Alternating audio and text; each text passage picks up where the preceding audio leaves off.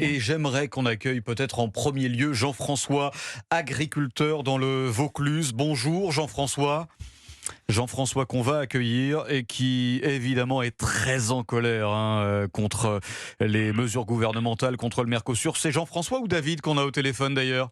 Bon Jean-François, Allô? bonjour. Oui, bienvenue Oui, Jean-François. bonjour. Alors déjà, avant de nous parler de votre opinion sur le problème et sur ces mobilisations aujourd'hui, présentez-nous votre exploitation. Alors, vous cultivez quoi? Vous élevez quoi?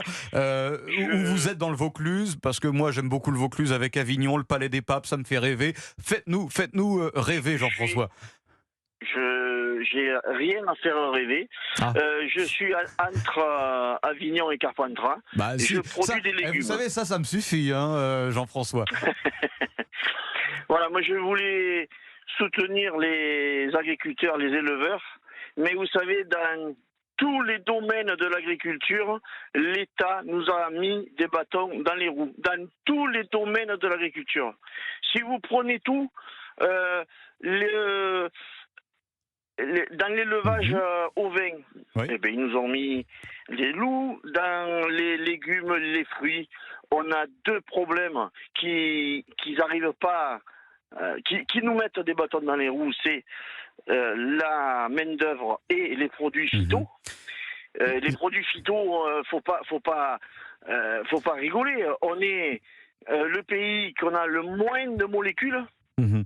Et on fait rentrer des produits qui ont le plus de molécules. Voilà, les normes et ce que vous appelez en fait la concurrence déloyale en fait entre vous, agriculteurs français, et les autres. Oui. Jean-François, vous élevez, vous êtes agriculteur. Que cultivez-vous dans le Vaucluse? Je vous dis des légumes. Des légumes. Aujourd'hui, Jean-François, il vous reste combien à la fin du mois? Ça, c'est ça qui m'intéresse, Jean-François. Mais il ne faut pas parler de combien il reste à la fin du mois, il faut parler des prix agricoles.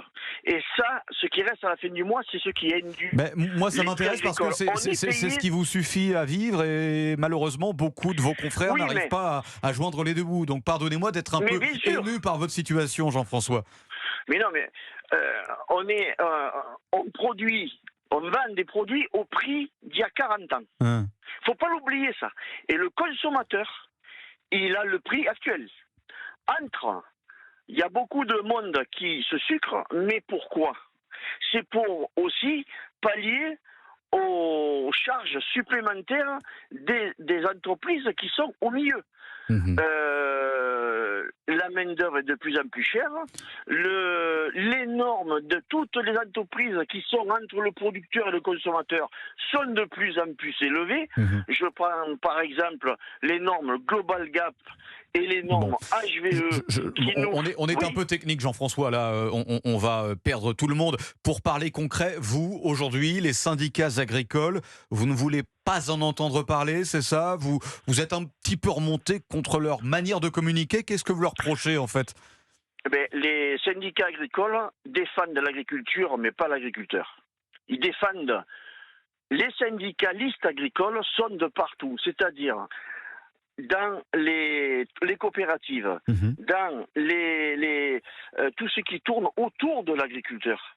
Et il arrive un moment où les syndicats agricoles sont contre les agriculteurs. Dans certains moments, quand l'agriculteur a des problèmes sur son exploitation, le voisin qui est représentant de la MSA ou du Crédit Agricole va aller contre lui dans le conseil d'administration. Bon, oui, ce sont des petites querelles syndicales de chapelle. C'est pas des petites querelles, c'est ce qu'il y a partout en France aussi. On a ça en plus comme problème. Bon, merci infiniment Jean-François. Vous parliez de légumes. Peut-on avoir quelques précisions quand même sur les légumes que vous cultivez? En ce moment, des épinards. Bon, des épinards. Merci beaucoup Jean-François. On est de tout cœur avec vous dans le Vaucluse.